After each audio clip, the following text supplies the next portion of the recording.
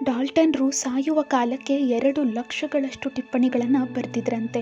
ಸಾಯುವ ಕಡೆಯ ದಿನವೂ ಡಾಲ್ಟನ್ರು ಆ ದಿನದ ವಾತಾವರಣ ಕುರಿತು ಬರೆದಿದ್ರಂತೆ. ಇದು ಡಾಲ್ಟನ್ರಲ್ಲಿನ ಆಸಕ್ತಿ, ಕುತೂಹಲಗಳನ್ನು ತೋರಿಸುತ್ತೆ.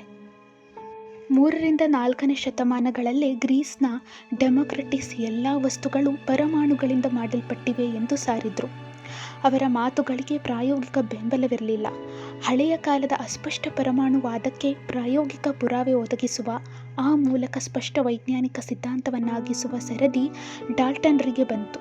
ಡಾಲ್ಟನ್ರು ಮಂಡಿಸಿದ ಸ್ಪಷ್ಟವಾದ ಸರಣಿ ಹೀಗಿತ್ತು: ವಸ್ತುವು ವಿಭಜಿಸಲು ಅಸಾಧ್ಯವಾದ ಪರಮಾಣುಗಳಿಂದ ಉಂಟಾಗಿದೆ. ಒಂದು ಮೂಲ ವಸ್ತುವಿನ ಎಲ್ಲ ಪರಮಾಣುಗಳು ತೂಕ ಮತ್ತು ಇತರ ಗುಣಗಳಲ್ಲಿ ಸರ್ವಸಮವಾಗಿರುತ್ತದೆ.